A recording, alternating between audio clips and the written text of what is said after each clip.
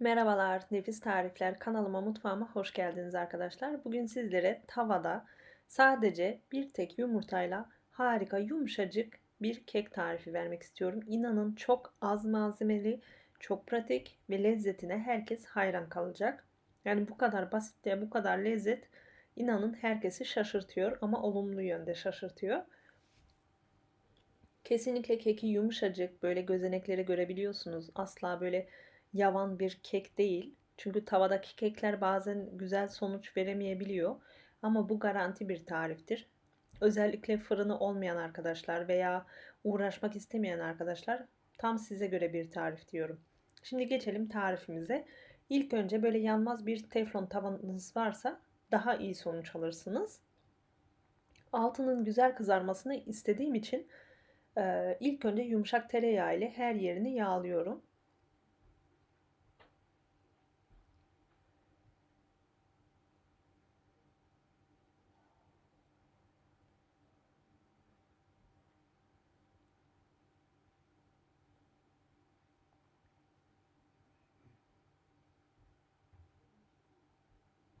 Daha sonra üzerine toz şeker serpeceğim. Toz şekeri göz kararı serpiyorum arkadaşlar. Özellikle bir miktar belirtmedim. Yani şeker alt tabanının her yerini kaplaması gerekiyor.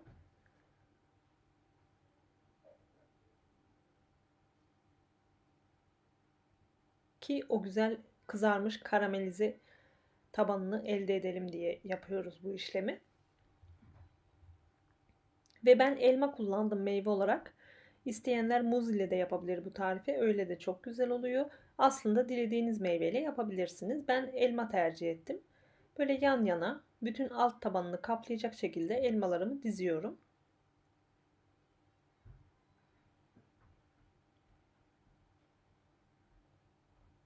Hiç boş yer kalmayacak şekilde dizin elmaları.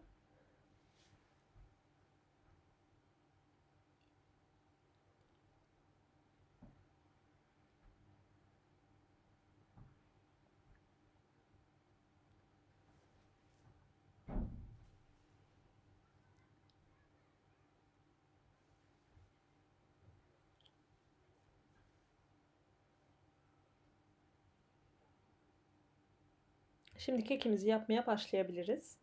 Tavamız hazır hale geldi.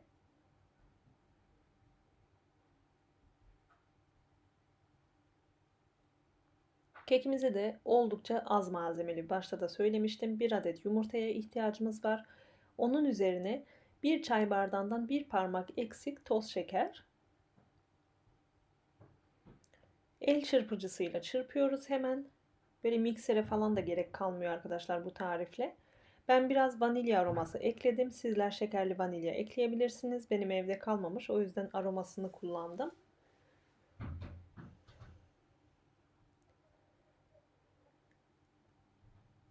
Güzelce böyle bir dakika kadar çırpıyoruz. Hızlı bir şekilde.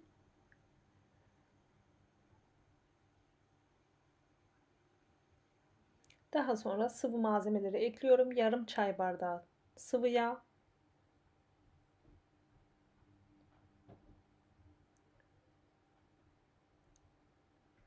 Bir su bardağından bir parmak eksik süt. Yarım paket kabartma tozu ve daha sonra bir dolu su bardağı una ihtiyacımız var. Kullandığım bardak ölçüsü 200 milim arkadaşlar.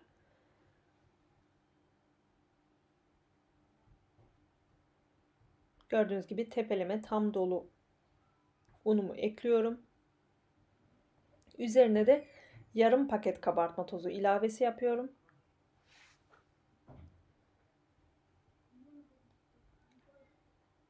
Hepsini tekrar çırpıyorum homojen bir kıvam oluncaya kadar.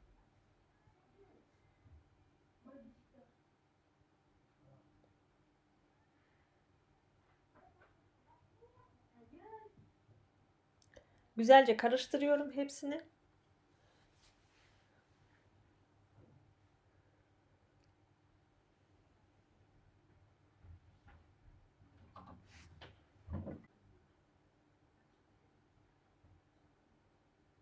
Gördüğünüz gibi pürüzsüz bir kıvam aldı artık.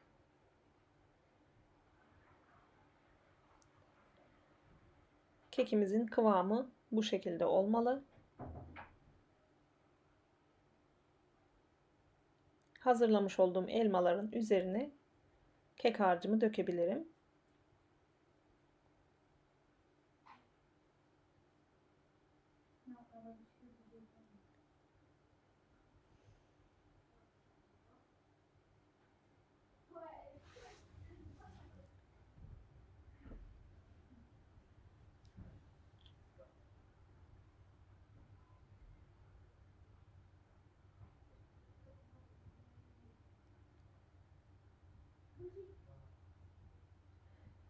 Tavamın kapağını kapatıp ocağa alabilirim. Ocakta böyle kısık ateşe yakın bir şekilde pişiriyorum.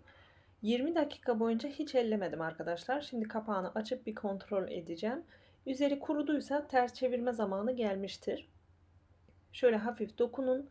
Eğer elinize hamur yapışmıyorsa çevirme zamanı gelmiş demektir.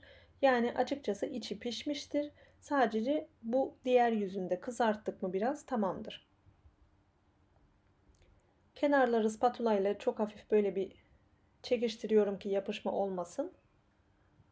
Daha sonra bir tabak yardımıyla ters çevireceğim. Çok güzel bir şekilde karamelize olmuş elmalar gördüğünüz gibi. Şimdi dikkatli bir şekilde tekrar tavama yerleştiriyorum kekimi. Ne kadar yumuşak olduğu sanırım bu haliyle bile anlaşılıyor. Çok pratik, hemen böyle çayın yanına bile yapabileceğiniz türden bir tarif arkadaşlar.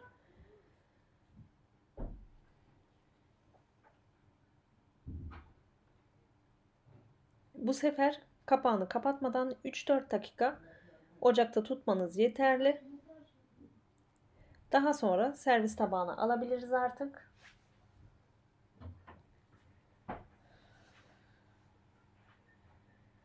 Gördüğünüz gibi alt tabanı da çok güzel bir şekilde kızarmış.